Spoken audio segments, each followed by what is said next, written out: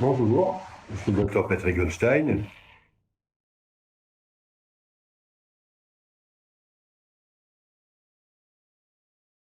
Reconnaître les signes d'une éventuelle infection à Covid, aujourd'hui, c'est relativement bien connu de tout le monde. C'est avant tout une toux sèche, irritative, pas une toux grasse. C'est de la température qui est au-delà de 38 degrés.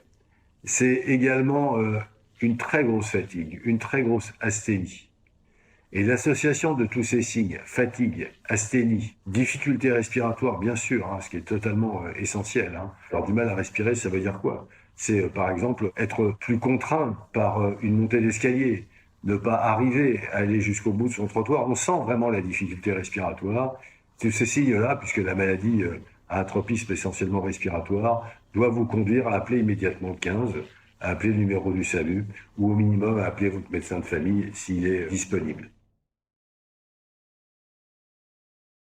La logique consisterait à dire non. Et par analogie avec les autres maladies virales qu'on connaît bien, on peut parler de la grippe, on peut parler de la rougeole, on peut parler de la varicelle. Toutes ces maladies ont généralement une expression unique dans la vie d'un individu. Mais là, on ne sait pas bien. Les stratégies de sortie de crise vont obligatoirement associer à la fois des tests et à la fois de la sérologie, le dosage d'anticorps. Et c'est en fonction de ce dosage d'anticorps, la valeur qualitative de ces anticorps, que l'on saura si oui ou non on est immunisé définitivement. Mais là, très honnêtement, pour l'instant, il n'est pas raisonnable de le dire, mais c'est très, très, très probable.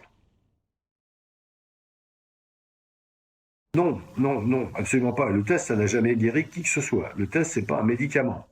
Le test va juste vous permettre de dire je suis malade ou je ne suis pas malade, même si je suis peu symptomatique.